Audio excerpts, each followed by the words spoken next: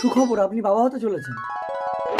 সুমনা, আজ থেকে তুমি কোনো কাজ করবে না, ঘরের সমস্ত কাজ করে দিয়ে আমি অফিসে যাব, আর ভালো ভালো ফল মিষ্টি আনবো, তুমি খাবে। দাদা, কিরে বোন, পেটে বাচ্চা নিয়ে তুই স্বামীর বাড়ি থেকে চলে আসলি কেন? স্বামী আমাকে মেরে ঘর থেকে- ঠিক আছে, তোকে আর যেতে হবে না, তোর বৌদি মা হতে চলেছে, ঘরের কোনো কাজ করতে পারবে না, তুই ঘরের সব কাজ করবি আর তোর বৌদিকে লক্ষ্য রাখবি। আমি অফিসে যাচ্ছি। ঠাকুরজি, আমার পায়খানা জলটা একটু তুলে দাও তো। বোন, ভালো করে ঘর মোছ। আহ, আহ, সুমনা, তোমার কি হলো? তোমার তো সবে 4 মাস। Hello doctor. এর অবস্থা তো বেশি সিরিয়াস। ডাক্তারবাবু, তাড়াতাড়ি আসুন, আমার স্ত্রীকে একটু দেখুন। দাদা, আমার ছেলে হয়েছে। সরি, আপনার স্ত্রীর গর্ভপাত হয়ে গেছে, আর জ্ঞান ফিরে যদি বাচ্চা না পায় তাহলে কিন্তু কোমায় চলে যেতে পারে। দাদা, বোন, তোর বাচ্চাটা দিবি?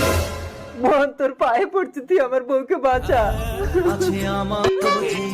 আমার এই তো বাচ্চা। তোমার বাচ্চা সুমনা।